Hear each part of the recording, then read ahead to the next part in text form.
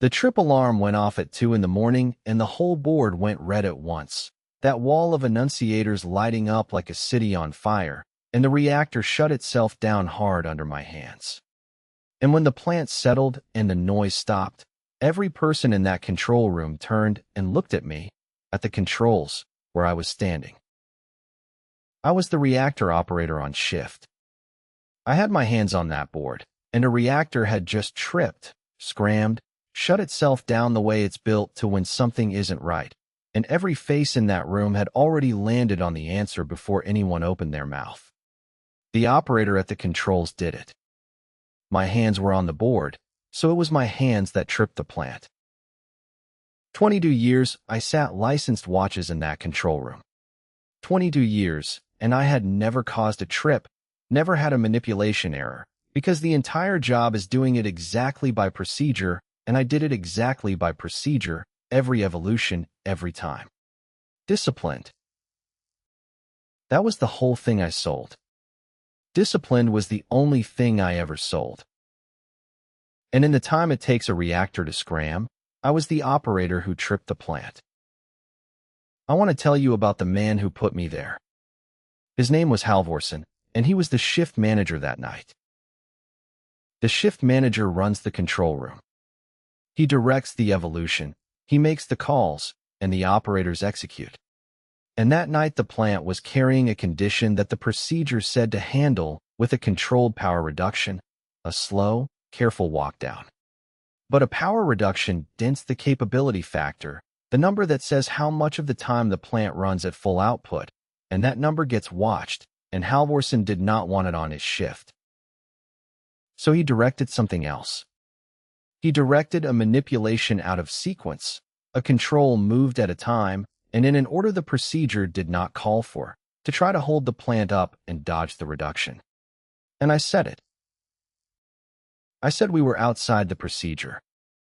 And he directed it anyway, on his authority as the shift manager, and I was the operator at the board when the plant answered the way an out-of-sequence manipulation makes it answer. It tripped. And the second the board went red, Halvorsen's story was already forming. He did not tell them he directed an out-of-sequence manipulation to protect a number. He told the plant, and then he told the NRC, that the reactor operator made the manipulation error that tripped the plant. He pointed at the board. At me. Here is what that costs an operator like me. It is not just the job. That NRC license, the federal license that lets me sit those controls at all, a finding that I caused a reactor trip through an operating error puts that license in front of the agency, and it can be pulled. And when your license is gone, you do not operate a plant for anybody in this country again. 22 years, and running that board is the only work I have ever done. And the operator who tripped the reactor is a sentence that follows your name through the whole industry, even after they clear you. I drove home that morning, a 47-year-old woman who'd been told she might lose the license she'd spent her whole career earning for an order I had argued against out loud in that room. My daughter was up early for school and asked me why I looked like that. I told her something happened at work and someone said it was my fault and that I was going to prove whose order actually moved that switch. I said it out loud, so I'd have to go do it. The junior operator who'd been in the room had heard the whole thing, heard me call the manipulation out of sequence, heard Halvorsen direct it anyway. But he was newly licensed, months on, and crossing a shift manager is how a young operator finds himself off the license and out the gate, and I wasn't going to put a scared kid's career in front of that for me. This wasn't going to get fixed by whose account the plant wanted to believe. It was going to get fixed by the one thing in that control room that logs every switch to the millisecond and doesn't care who's the shift manager. Because here is what Halvorsen forgot, the way these people always forget the one thing. That control room records everything, and it records it to the millisecond. There is a plant process computer and a sequence of events recorder, and between them they log every switch actuation, every valve, every alarm, every manipulation of every control, each one stamped in time, and tied to the position that did it. It does not care about the capability factor, and it does not care that Halvorsen is the shift manager. It just writes down what happened, and exactly when, and in what order. So through the NRC investigation, and with my union pushing, we pulled the sequence of events. The process computer log. The shift log. And we put them on one timeline, the 90 seconds before that trip, laid out to the millisecond. The sequence of events showed the manipulation that preceded the trip happening out of order, at a point the procedure did not call for. The shift log and the narrative showed that timing was directed, not chosen by the operator at the board.